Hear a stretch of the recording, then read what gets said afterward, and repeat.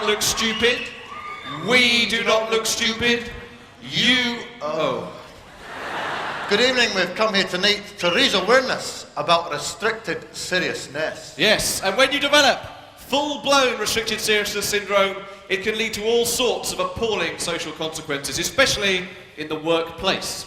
Yes, indeed. For example, our friend Billy, since he became full-blown, has been unable to find any work whatsoever in his chosen profession as a babysitter. Billy.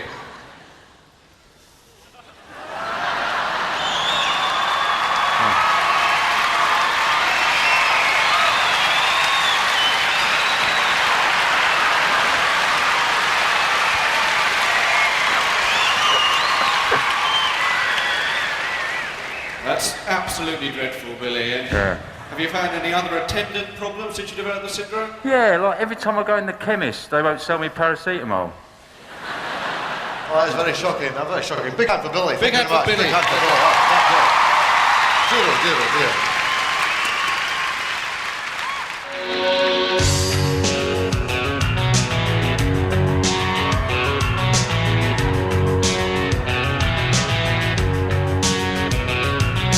Ladies and gentlemen, please welcome Mr. David Baddiel.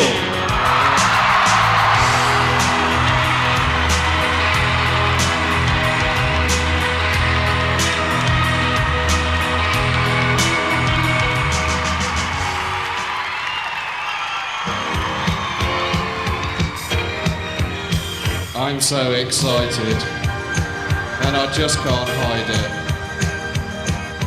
I'm about to lose control, and I think I like it. Thank you!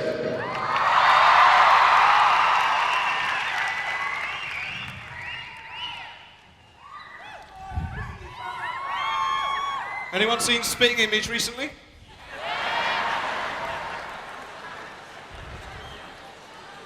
Crap, isn't it?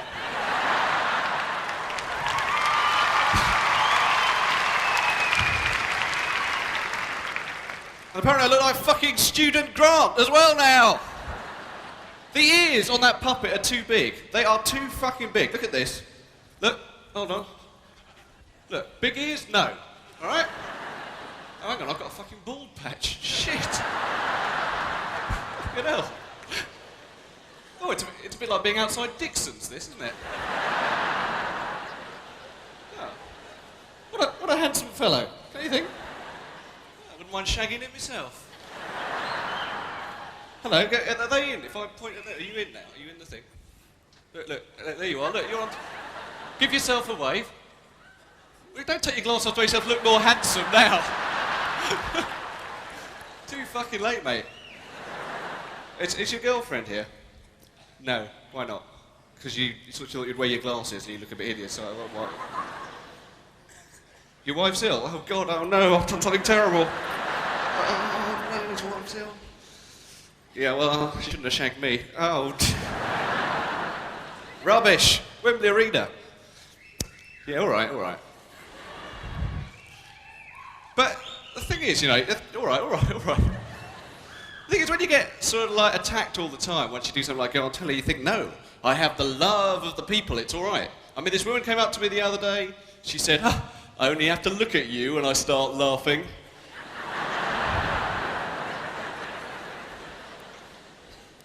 Once people know who you are, that's just what happens. I remember the first time, that really fazed me. Like I read in the Radio Times, it said about me, David Mary Whitehouse Experience Baddiel. And I remember thinking, well, why choose that about me? That's not the only thing about me.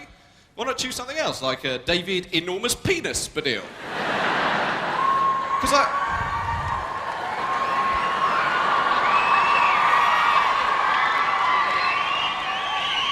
What, do you all know about that then?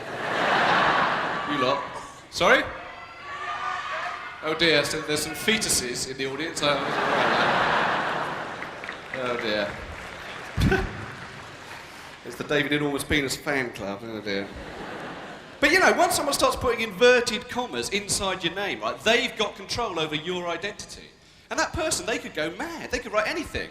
They could write, Des O'Connor tonight, with special guest Roy Cancer Castle.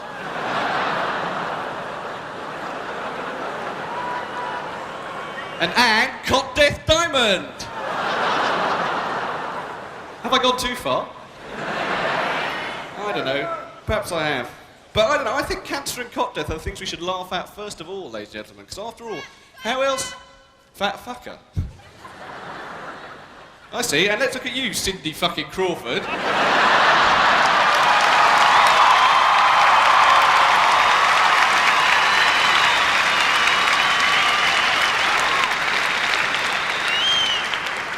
Not so keen on standing up and showing us your belly now, are you? Where have you gone? Hello, you're a ventriloquist. That's good. That's very good.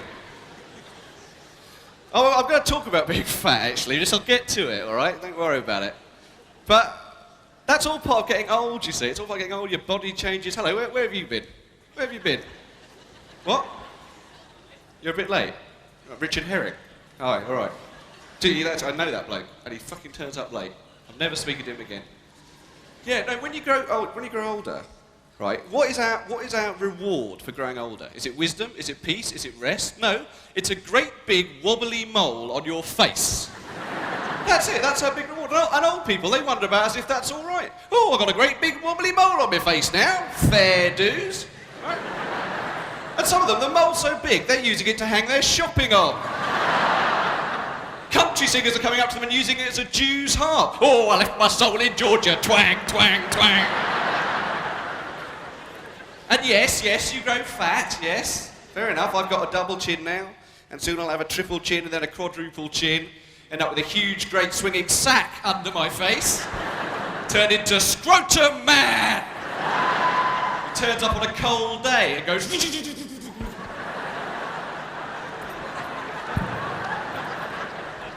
My girlfriend will tickle me affectionately under the chin and I'll start going...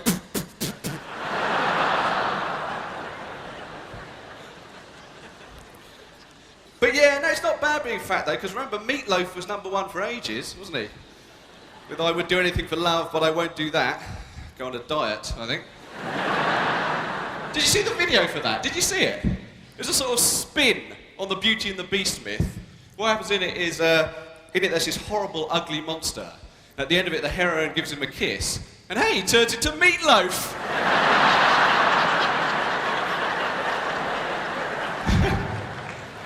and then she's like, should we try that again? What was it that Meatloaf wouldn't do, by the way? Does anyone know? Felching, right? No, that's what your mother wouldn't do, I remember very clearly. Any other ideas? Screw around. That's just because he couldn't get around, I think. He couldn't get out of bed. But shut up, fuck off. I feel for Meatloaf though. Well, obviously I don't feel for Meatloaf. That would take me ages, so... But food's really important to me. You know, like, I've never really forgiven my mother for every dinner time suggesting and hinting and implying that there was some pudding, whereas in fact there was only fruit. An apple. A fucking tangerine, right? And I can't resist food. Like, no matter how banally it's advertised. I was driving to this gig in Norwich about 2 months ago. I stopped off at this roadside cafe, and they had a big poster in the window. Why not try a sandwich? Like there might be someone out there who never had. A sandwich, you say? What is that? We don't have them on the planet Ooh.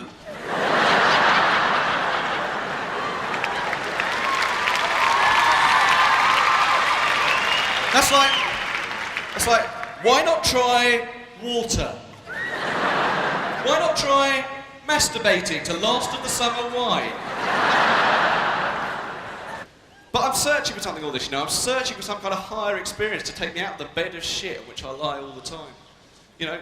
Like, but little things always drag me down. Like, you remember that list of hates I did in the TV show? Petty little hates?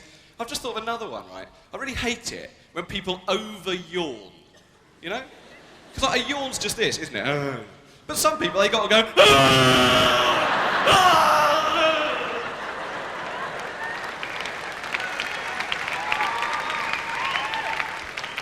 like you're going to go, hey, great yawn. Love the yawn, that's great, man, yeah. Have you ever had this experience, though? You think you're on a higher plane, you see someone dancing in a nightclub across the floor, and your eyes meet and you think, yeah, they're for me. And you go up to them and you start dancing, you know, they don't laugh at you dancing, if it's like this, right? They don't laugh or anything. Then after a while, you get your courage up and you say, do you want to come back to my place? And they say, yeah. And you think, brilliant, brilliant. So you go and get your coats and you go out on the street and you're walking home in the moonlight and you turn to them in the moonlight and they're absolutely disgusting. Because I think a nightclub should have 3 rooms, right? A dance room, a chill-out room, and a very brightly lit room. Somewhere you can go to see if the person you're about to get off with is, you know, human, not meatloaf. Because what are you supposed to say when the nightlight reveals the truth? Oh, I thought you were much more attractive. Oh, you thought I was much more attractive. Oh. Because, like, it's wrong in our culture that nightclubs have been designated as the arena for choosing sexual partners. That's wrong. It should be identity parades. Could you ask number 7 to step forward? Could you ask her to say in a loud voice, do it to me up the shitter?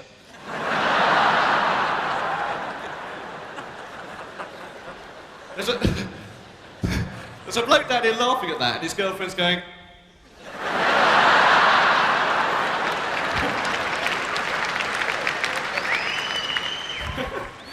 Never told me about that predilection before.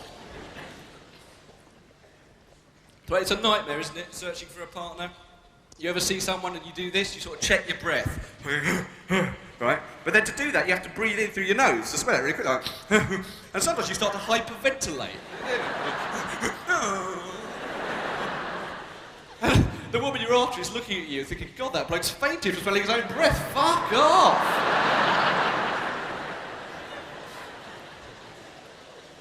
But high culture lets you down, you know, it lets you down. Like school, I learned so much at school, but what can I remember of it? I can only remember one thing from all my years of education, and that is if you type a certain number into your calculator and then turn the calculator upside down, it says wanker, but with the K, slightly wrong. But I'm searching for a higher experience. The only time I've ever got close to a genuine higher experience, I was in France. I was near Chartres Cathedral, where there's a holy spa. And I bottled the water from the holy spa in this decanter here because it means a lot to me.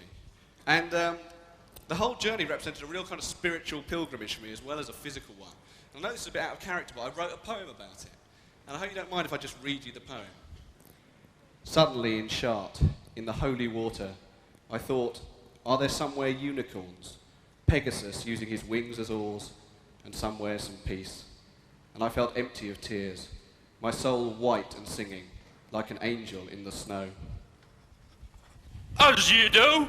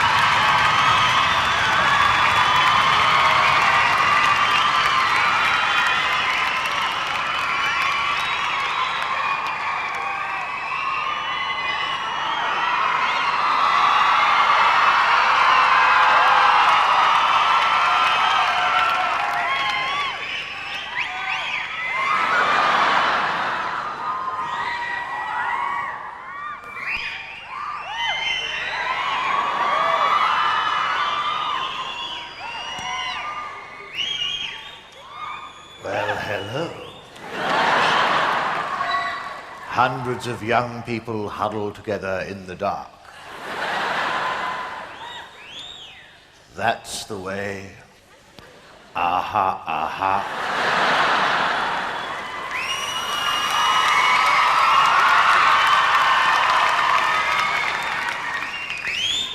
I have become involved with the homeless charity Crisis at Christmas. They recently put out an appeal asking if anyone had a bed for the hundreds of homeless young waifs and strays. You're going ahead of me. Many's the young person who's made that mistake.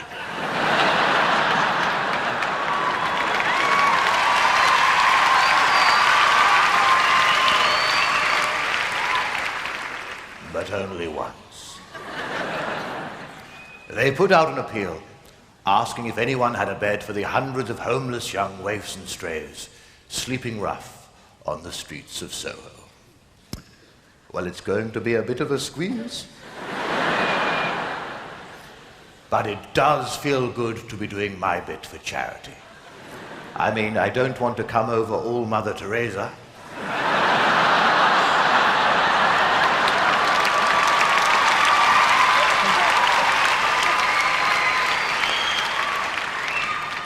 Oh, God.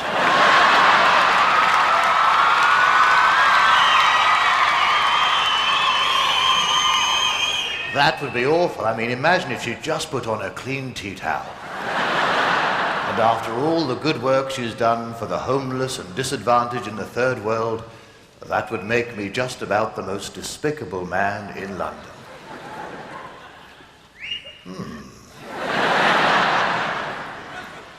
Oh, for the 10th year running. For the last 6 weeks, I have done little save play ping pong by the fireside. I have even acquired a serving machine that fires 7 ping pong balls at a time in my direction. I first met her in Bangkok.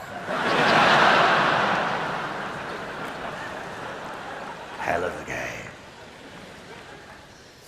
We're not helping the homeless directly. I like to help them indirectly. I'm planning to take part in the charity London Marathon. Now, as you know, some people adopt a novelty approach to the London Marathon. Some people run the marathon dressed up as pantomime horses, for example. Other people do the marathon pretending to be firemen or pretending to be paralyzed.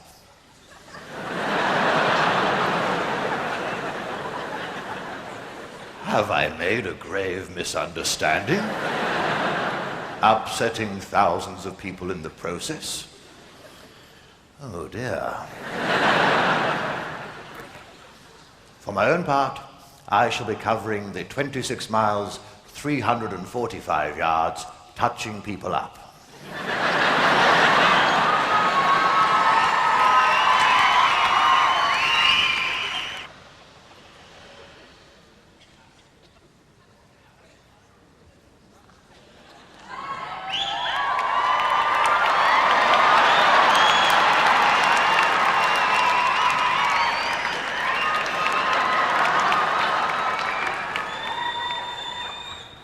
Oh, God.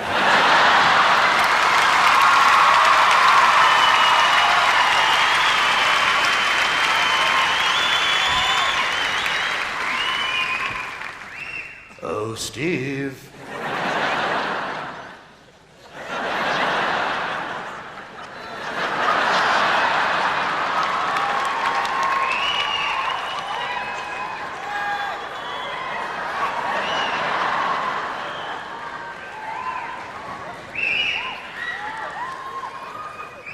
Oh, my giddy aunt. That reminds me, I must remember to take some more heroin through customs.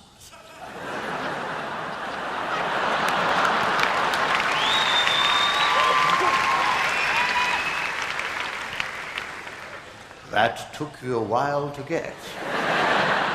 But I enjoyed that delay. It was as if I had to puncture a hymen of respectability in your mind. Thank you. Well, that's all from me.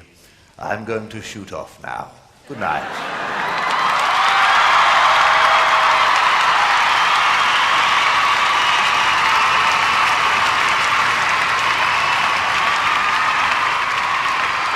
Rock stars always trying so hard to be sexually ambiguous, but one of them is just trying too hard.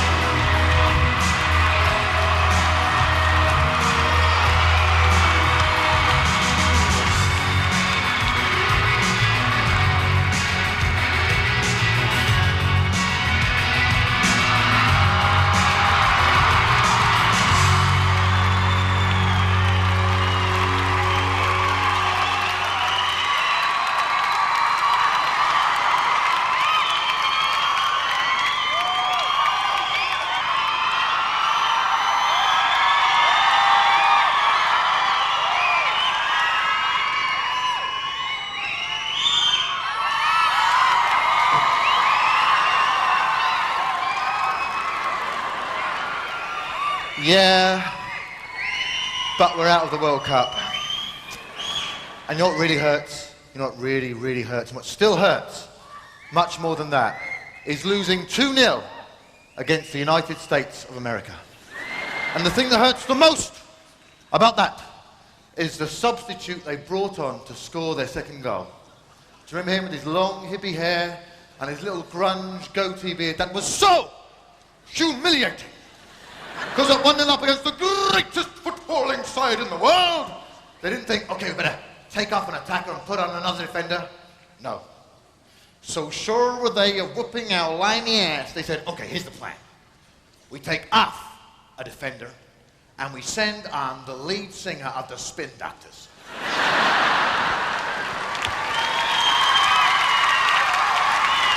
Okay, what I have to do is get the ball in the back of the net. All right, neat game. Okay, what a neat game. Okay. They send him on. It's on middle pitch. What was it? 20 seconds. The ball comes over. Was that a goal? I got the ball in the back of the net. All right, neat fucking game. It's a neat fucking game. Okay, neat fucking game. It is not a neat game. It is our game, and you have destroyed it. From that day forth, I have nursed an irrational grievance, a psychotic hatred of goatee-bearded potheads. The stereo MC's Hove interview. Gotta get myself connected. Gotta get yourself a fucking bath.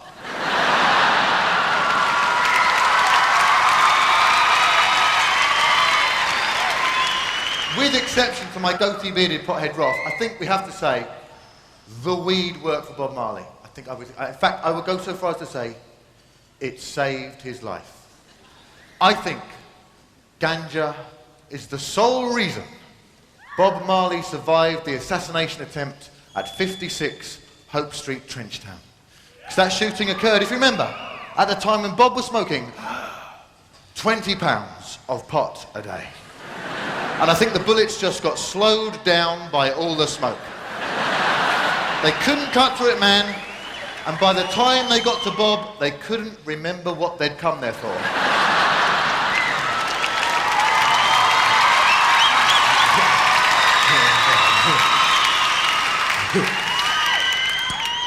This year's seen the collapse of the whole Manchester scene.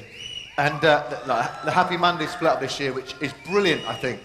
So I've got a great mental image of Bez, P45 in hand, going into his local job centre and trying to explain exactly what it was that he used to do in his last job. It's like, well, Mr. Bez, if you can just give us a brief outline of your main duties and responsibilities. Well, it's hard to say, like. I can show you. That would be splendid, Mr. Bez. That would be fine. Okay.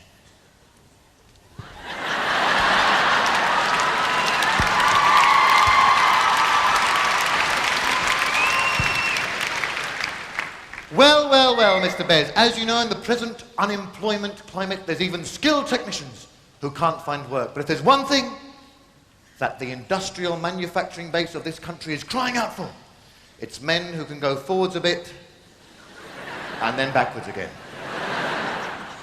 In a funny way.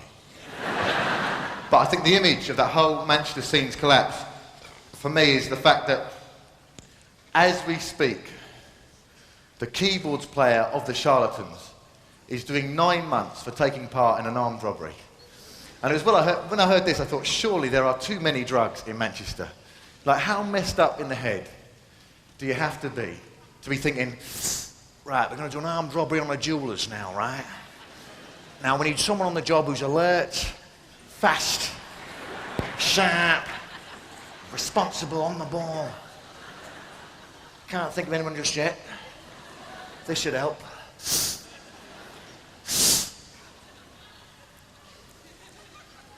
Wait a moment.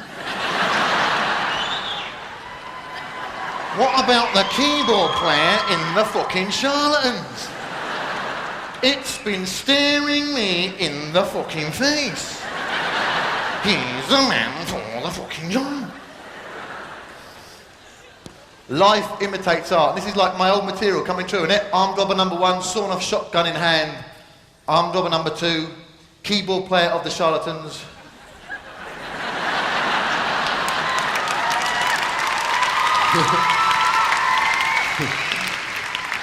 Actually, he was a getaway driver, which is brilliant in its own way. It's like, hey, you're going in the wrong direction. Everywhere's the right direction. Since that whole Manchester scene collapsed, I don't know what's happening in music now. Channel surfing the other day, I chanced upon an interview with Sister Sledge, in which the sisters were saying, you know, we are family, lost in music. There are songs that just never seem to go away. And I was thinking, yeah, that's because you keep re-releasing them every 5 years.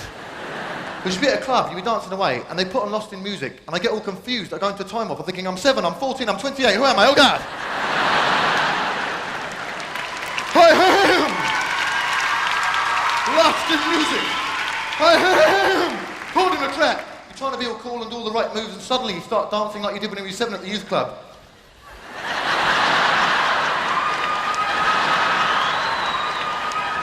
The following true story happened when I was not 7, 14, 28, but 16.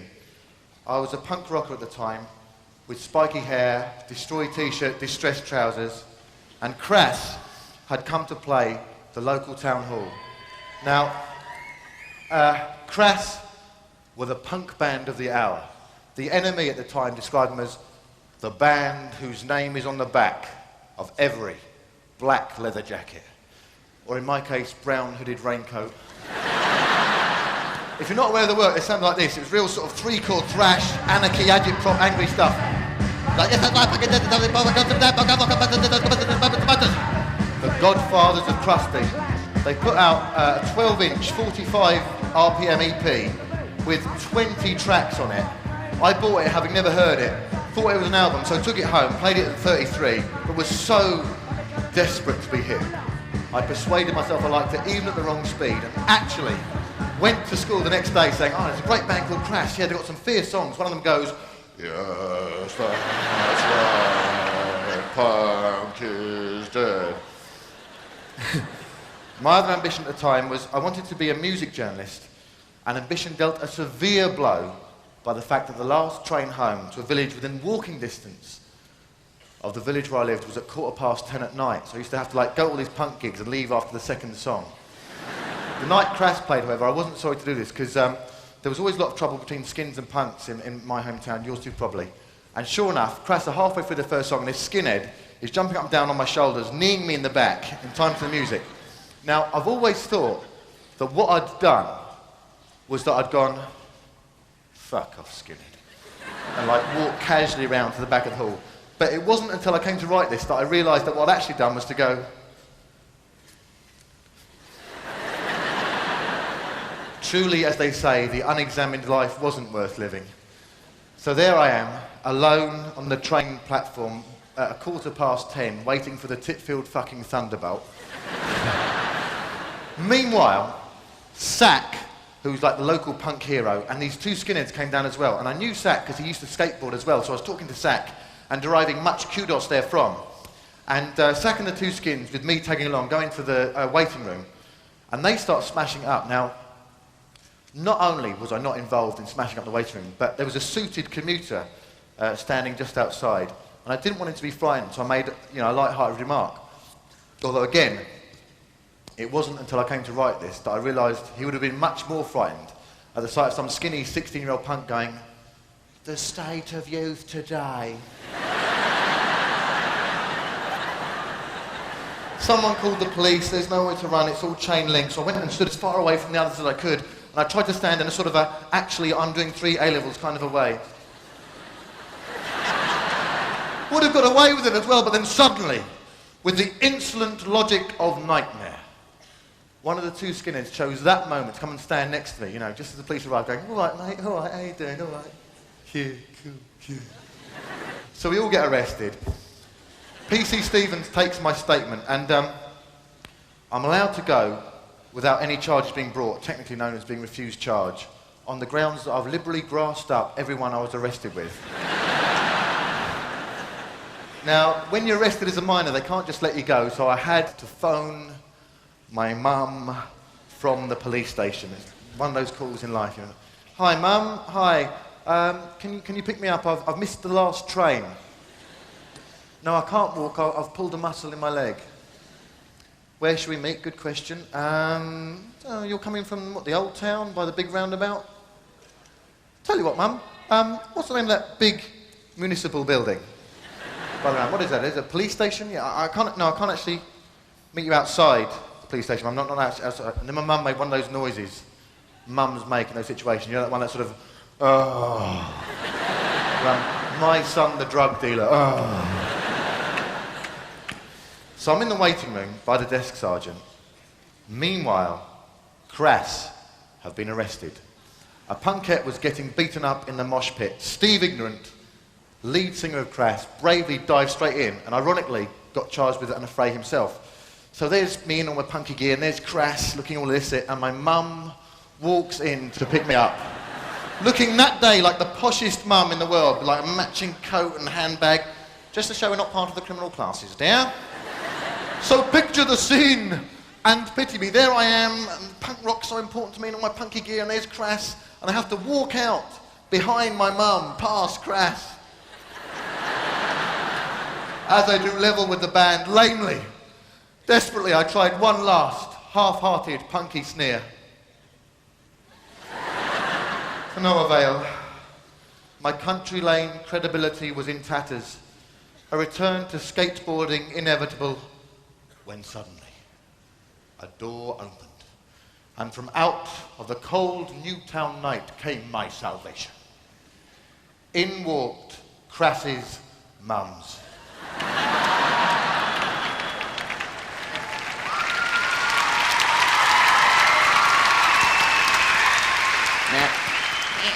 Now that last bit wasn't strictly true, you know. They didn't actually walk into that moment. I was embellishing slightly.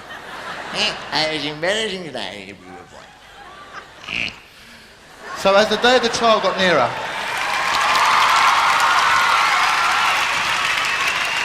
I thought, I can't go, you know.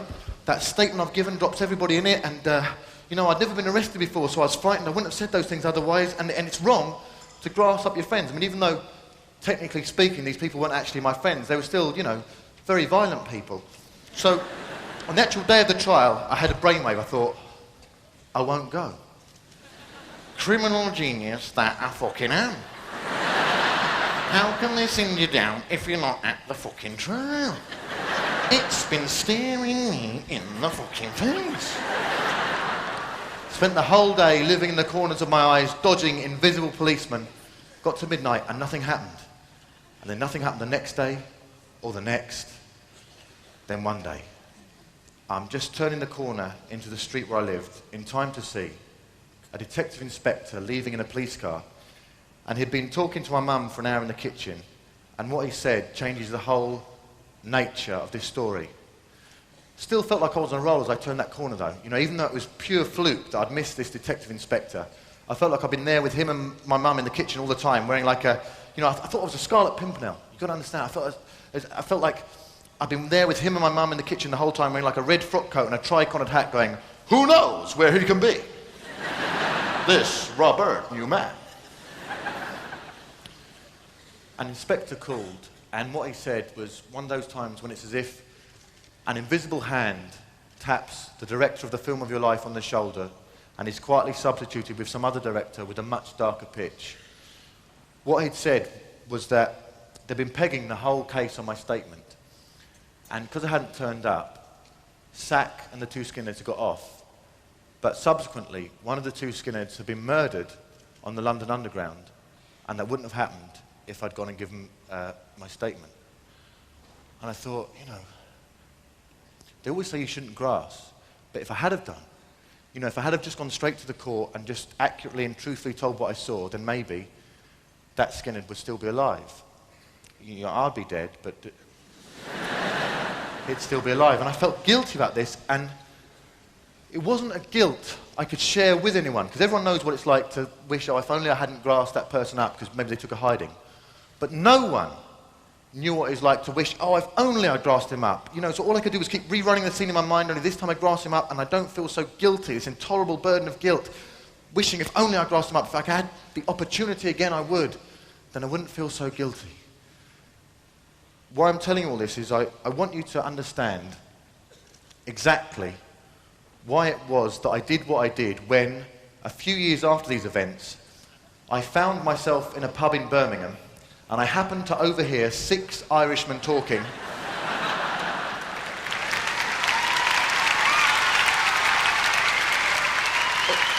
In what I took to be a suspicious manner, and exactly why it was that both then and also when I overheard 4 Irishmen talking in a pub in Guildford, I wasted no time in going straight to the authorities. I thank you.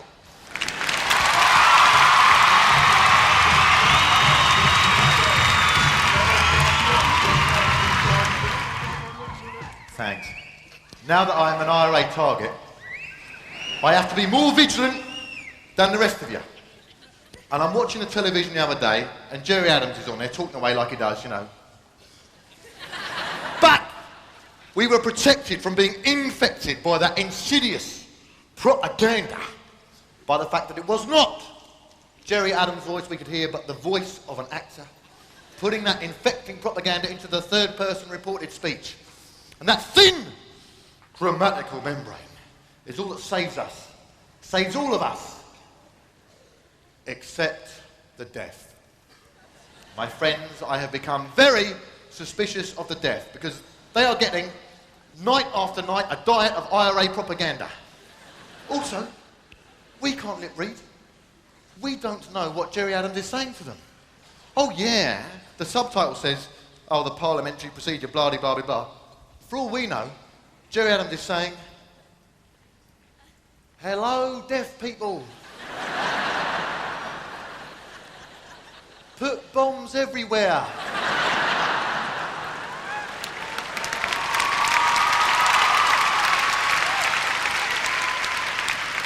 I've left some Semtex in me garage. Come on, this is your chance to get back at all the people at work who tried to make you feel the batteries on your hearing aid had run down by saying, good morning. Now, I was the first to notice this loophole that the security forces had missed, but don't worry, I have been vigilant on your behalf. I'm not saying we should be cruel to deaf people, not until after we've interrogated them, but I have, and I've noticed some very suspicious goings on. They've got this programme, Sign Extra, on at 4:45 in the morning, conveniently tucked away when we're not watching. But I have been watching. And I have seen some very suspicious things. What's all this about, lads? That's showing them how to make bombs.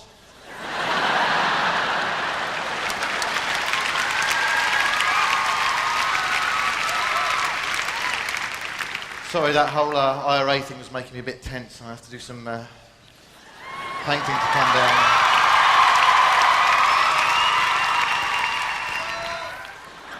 Yeah, we've got a very simple, relaxing image before I've even begun painting it, you know. A teddy bear, you know. I'll just do the buttons here. Now, I've made a bit of a splodge on that bottom. I can't let that faze me. I can make it a zip, you see. Now, people over here have no idea what I'm painting.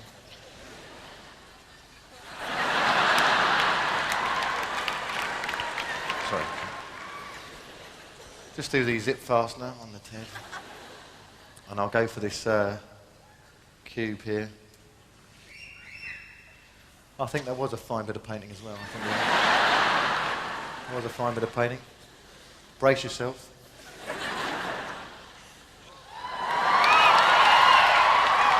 I think so. I was going to visit a friend of mine in Liverpool the other day and missed the train by 2 seconds, not another for an hour. And I got really angry because it was in one of those moods when it doesn't feel like you've just missed a train. It's like, here's everything bad that's ever happened to you in your whole life, and on top of that, you've missed a train as well, you know. But I've got this new one of containing my anger, more portable than painting.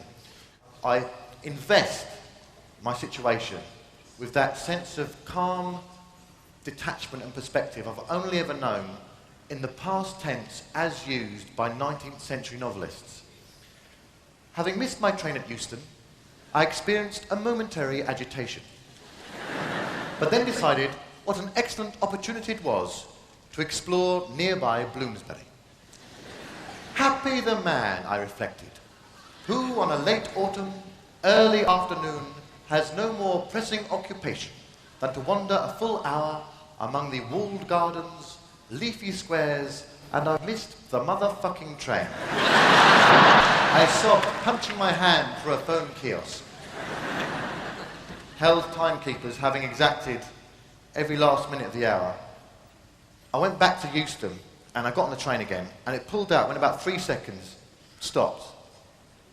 Pulled out another 3 seconds, jolt, stops. Another 3 seconds, jolt, stops. I'm thinking, what the fuck? So I get out of the train, run up to the front, knock on the driver's window, and he's in there going...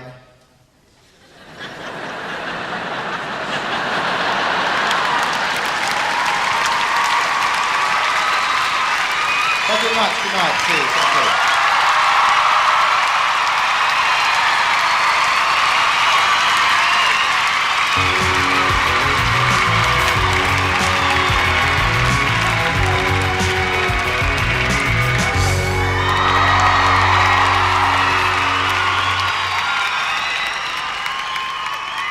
Okay, let's get one thing clear from the start. Who was laughing at the impression and who was laughing at the fucking stomach? Cindy.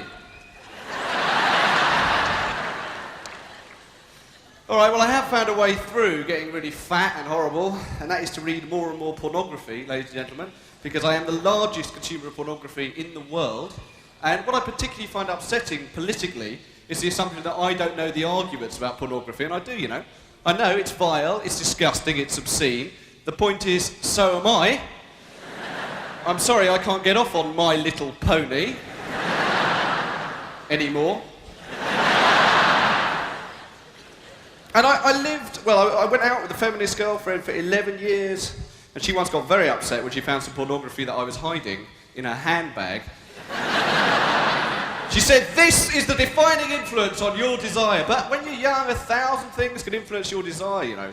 I mean, I remember when I was a kid, just because of a certain pen that I had, for years, I thought the way to undress a woman was to turn her upside down. I mean, I once saw this video in which a woman urinated on a man's face. Don't leave, everybody. Don't go home and think, yeah, I'll watch that now. The thing about it was, because this video was made in Sweden or Germany, where cultural references are different, right? The backing music to this particular scene, This Is True, was the music to This Is Your Life.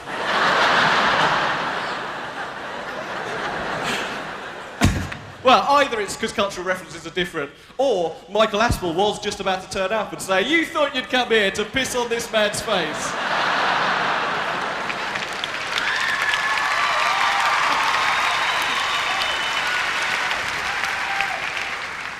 Now, I'm not into water sports. I know you think I am now, but I'm not. All right, I'm not into water sports. A friend of mine is, and I once asked him, you know, what is the appeal? And he said, oh no, it's great, you know, apart from the smell. I thought, like, as far as urine goes, there is no apart from the smell. That's like saying, oh, cancer's great apart from the terrible pain and death. So no, but the smell kind of makes you realise what it is you're actually doing. That must be a terrible moment, mustn't it? You're sort of going like, oh God, someone's pissing on me! Excuse me, go to the toilet.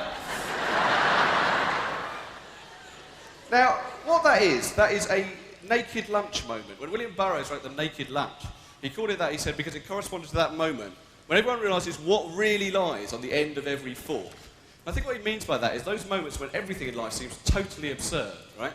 And the only thing that holds things together then is language. Let me give you an example of what I mean. The naked lunch moment for a male ballet dancer is this. What the fuck am I doing? Oh, ballet. Oh, great. Thought I was a fucking nutter for a minute there. But then, you know, sometimes like there's too much language and that leads to problems as well. You know, like there are too many words for walking. Like sauntering. What's that? Is this it? Right. And too many words for jobs. quantity surveyor. What does he do? Somebody goes around saying, oh, there's a lot of that.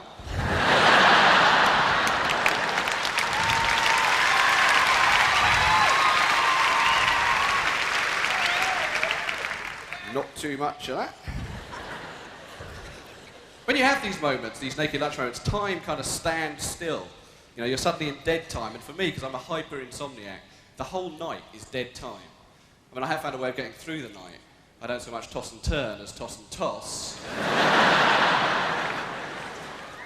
Actually, that corresponds to the only other moment that is really like dead time in life, and that is when you're sitting in a cafe or restaurant and with a friend of yours, and they suddenly say to you, don't look now, but behind you there's a bloke in a wig. And it's that time it takes you to go,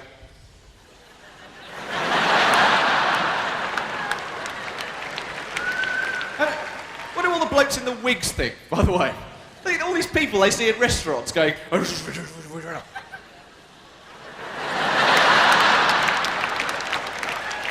it for some other reason. It always happens, nothing to do with my wig, I should think. But I'm back there to talking about pretense, which is what I was talking about before. And I think to tie in what I'm saying now is the biggest pretense we have, you know, is that sexual desire is some kind of ethereal, wholesome fairy tale thing. It isn't, you know. It's a spiky thing. It's a thing with extremities. Like during the horse whipping scandal, there was a man going around having sex with horses. Well, I don't know how they knew that.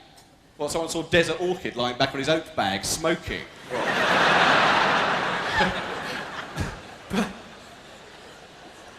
But perhaps we can learn something about desire from the animals. Like in Portugal, when they have a bullfight, they don't kill the bull at the end of the fight. That's me killing a bull, by the way. Yeah, you're dead now, bull. Don't need a sword or anything. Now they just bring on some cows, and this calms the bull down. Like, what's going through the bull's head at that time? Like, oh, it's the ladies.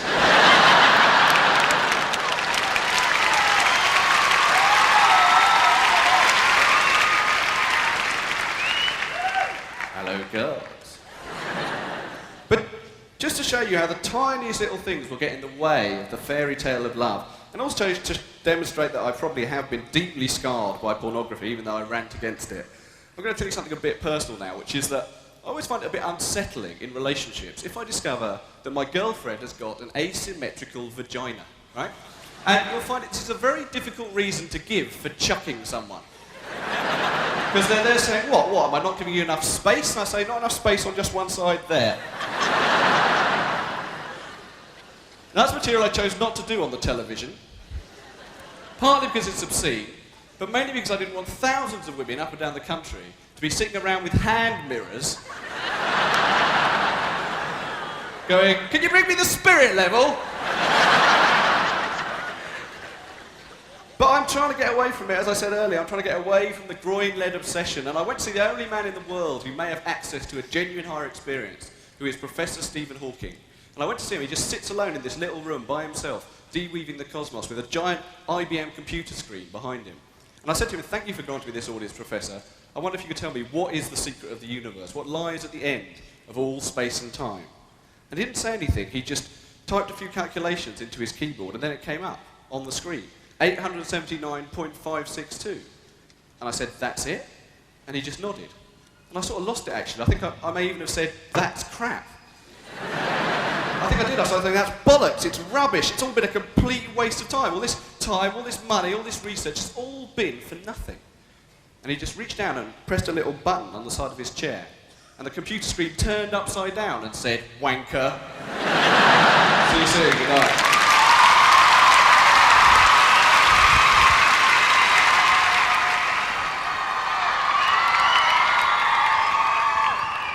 Oh God, I just know I'm going to shout something out soon. I just know I'm going to shout something out. It's going to be so embarrassing. I must try really hard to...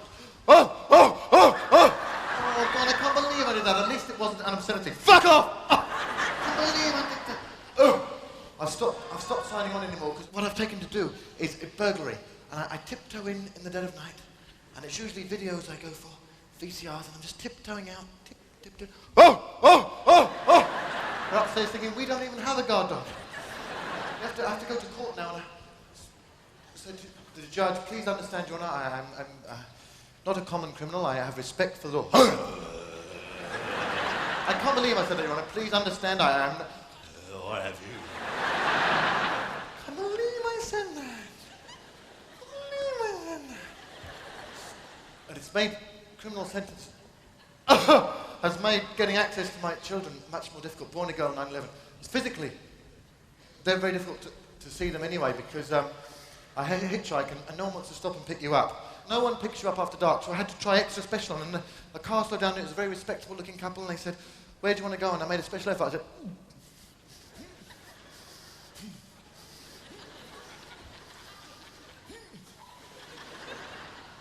"Barnsley, please."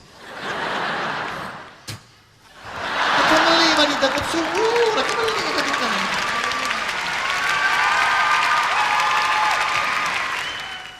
Just touch the monitor with my left foot, so I've got to touch it with my right foot as well. And hands, so they're not left out.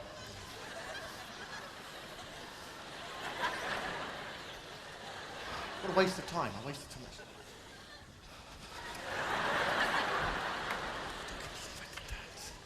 Took me 5 days of walking to... What am I doing?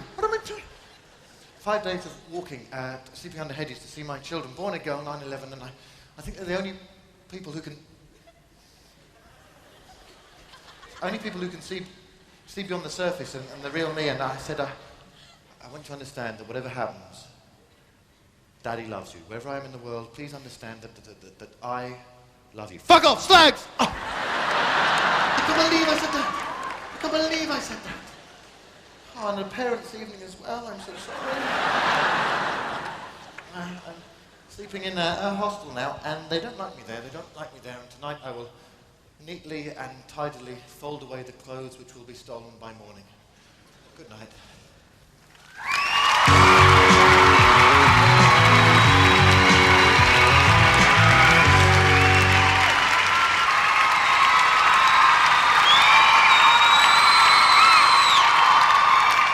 Hello? You alright? No, I'm feeling suicidal, actually. Yeah, I said, isn't anything wrong? I mean... I'm on a terminal down. I did this and it was wonderful. And then 5 minutes later, I felt totally depressed again. And so I was going to kill myself. I thought I'd tell you and tell the last audience I'll ever perform to and go and... well, there must be something I can say. Myself. I've run through everything in my mind. It'd have to be... Well, it's a bit personal. I wasn't going to tell you, but Rachel still loves you. I mean, she told me while I was shagging her, and that's just no good at all, is it? That's useless. That sunk me right down. I'll just go and make my peace with God, excuse me.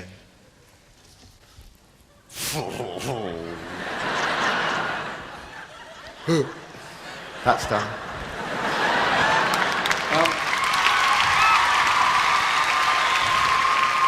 Well, if your mind's absolutely made up and there's nothing I can say, I've got an idea. Why don't we incorporate the suicide into the end of the show? Make it a kind of grand finale thing. You mean like the ultimate gig? Yeah. In a sort of Janice, Jimmy, Jim kind of a way. People will always remember it. They'll take it away.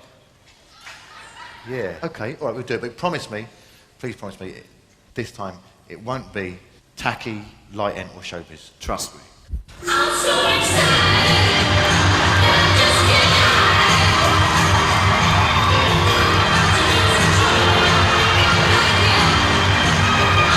David, I don't think this music's appropriate. I mean, we're talking about my suicide. I wanted Joy Division or something, and you put this on.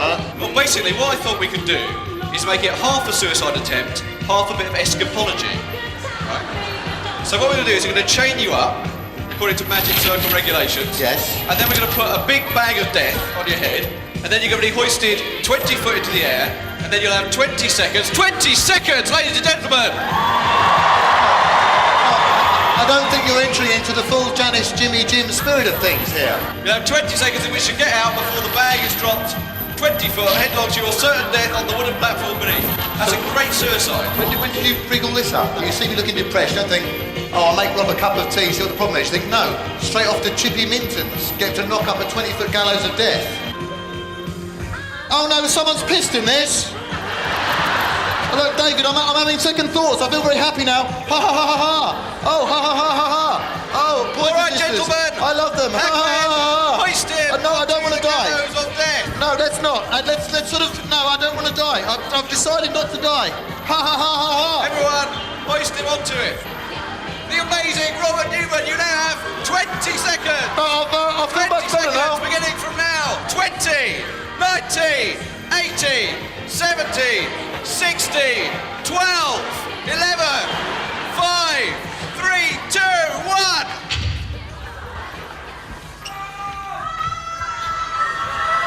I'm sorry about that. You all right? How you doing? Oh dear. All right. You all right, mate? You all right? Ta-da! Ta-da!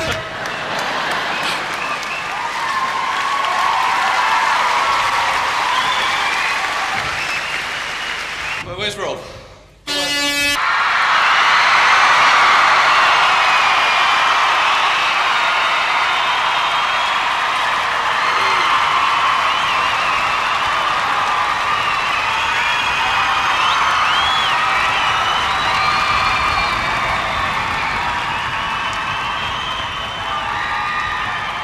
You used to see that Klaxon thing again? Cheers, thank you very much. Good night, thank you.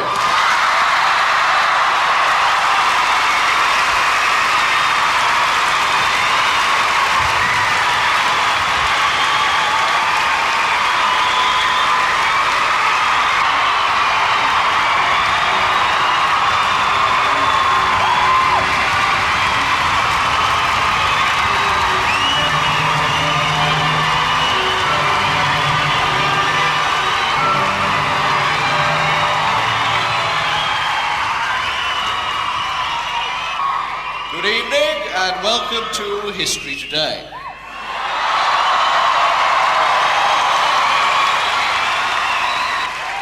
Now, this may be our last ever History Today, but despite that, we have chosen for our topic a jovial theme, the history of Christmas.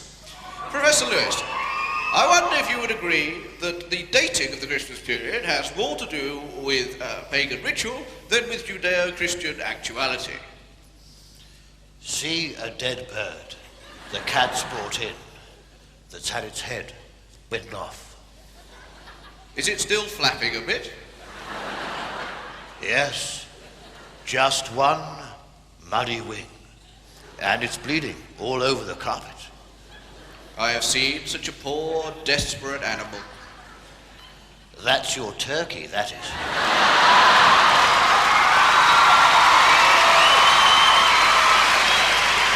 Professor Lewis, might I remind you that we are dealing in this case with a sacred text, and that after all, after exegesis ends, the beauty of the Christian myth lies in its simplicity. And perhaps only the artists remember this as they paint and repaint the simple image of a woman, surrounded by 3 men, a donkey and a sheep.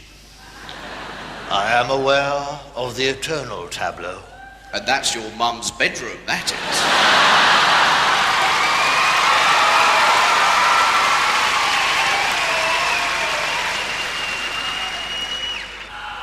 No one dares go into a toilet after you.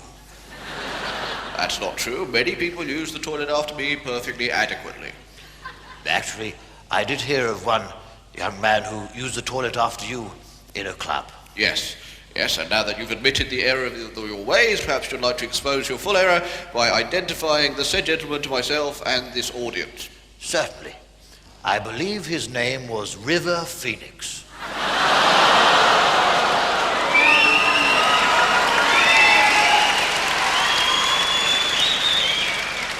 Well, I'm sure I am with the people in this audience who deplored that joke, and also the pictures of River Phoenix that were published in recent newspapers in his coffin. It was a sad picture of humanity, his face ashen and white and crumpled. I have observed the photographs.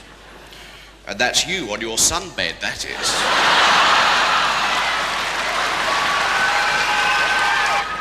You can't even speak English because you live in an igloo. You're hoping this is going to drop through so you can do some fishing in a minute. You have to have stabilizers on your bike. No, I do not. Everyone knows I am highly proficient on a bicycle and have no need whatsoever of stabilizers. This is like the scariest ride you've ever been on. You want it to slow down because you're going to be sick in a minute. See that Stephen Hawking?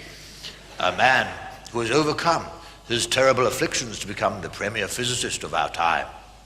He's your favourite gladiator, he is.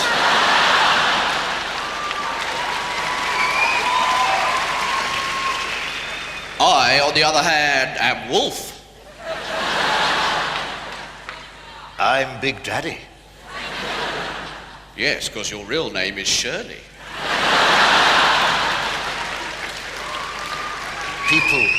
People call your mum Shirley, but her real name's Big Daddy.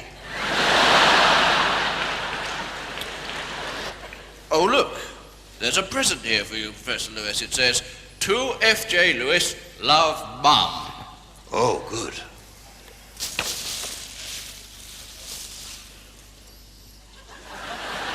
They're stabilizers.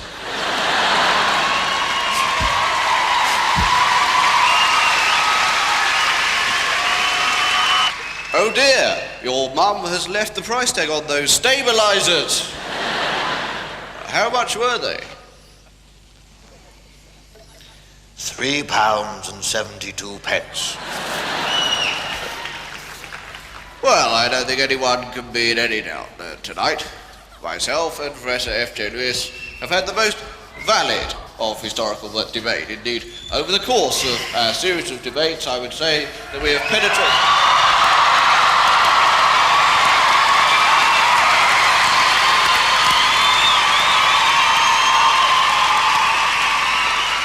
I don't need stabilizers.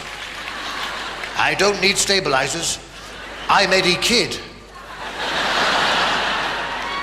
Do you want a takey? Yes. As I say, I don't think anyone can be in any doubt that myself and Professor F.J. Lewis have had the most enlightening and illuminating of debates. Professor Lewis, thank you very much.